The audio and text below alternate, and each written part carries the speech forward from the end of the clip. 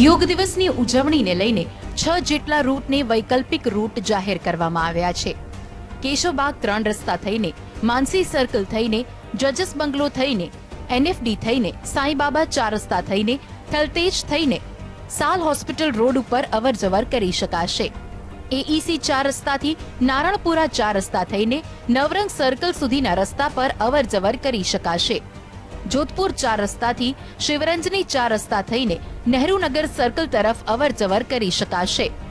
Commerce 6 રસ્તાથી થઈને સ્વસ્તિક 4 રસ્તા થઈને CG રોડ તરફ અવરજવર કરી શકાશે। ગિરીશ કોલ્ડ્રિંક 4 રસ્તા થઈને સેન્ટ ઝેવિયર્સ થઈને વાઘબકરી લોન્જની ડાબી તરફ વળી સમર્પણ 4 રસ્તા થઈને જમણી બાજુ વળી જોગણી માતાના મંદિરવાળા 4 રસ્તા થઈને ડાબી બાજુવાળી પોલિટેકનિક તરફ અવરજવર કરી શકાશે। ટ્રાફિક વ્યવસ્થા સાચવવા માટે 5 જેટલા એક ડીસીપી, 5 જેટલા એસીપી, 15 જેટલા પીઆઈ, 50 જેટલા પીએસઆઈ અને આશરે 1500 જેટલા ટ્રાફિક જવાનો આ વ્યવસ્થાનું સંચાલન કરવા માટે રહેશે। તો યોગ દિવસની ઉજવણીમાં ચુસ્ત પોલીસ બંદોબસ્ત પણ કરવામાં આવ્યો છે। આ કાર્યક્રમમાં આશરે 2.25 લાખ લોકો ભાગ લેવાના છે। આશરે 6000 જેટલી બસોની વ્યવસ્થા કરવામાં આવી છે। ટ્રાફિક વ્યવસ્થામાં આશરે 1500 જેટલા ટ્રાફિક જવાનો કામે લાગશે। 5 ACP, 1 traffic DCP, 15 PI, 50 PSI, 10 જેટલા રૂટ બંધ કરીને 6 જેટલા વૈકલ્પિક રૂટો ફાળવાયા। અમદાવાદની 12 જેટલી વૈકલ્પિક જગ્યાઓ પાર્કિંગ માટે ફાળવાઈ।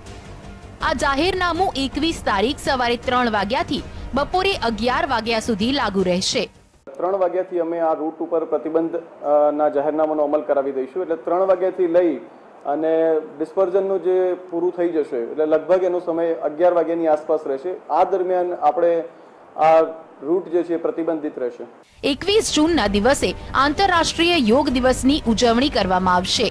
ત્યારે શહેરીજનોને ટ્રાફિકમાં તકલીફ ન પડે તે માટે 10 જેટલા માર્ગ બંધ કરવામાં આવ્યા છે, તો 6 જેટલા માર્ગને વૈકલ્પિક રૂટ જાહેર કરાયા છે। તો સુરક્ષાનો પણ ચુસ્ત બંદોબસ્ત કરવામાં આવ્યો છે। કેમેરામેન વસંત સાથે કશ્યપ જોશી, GSTV, અમદાવાદ।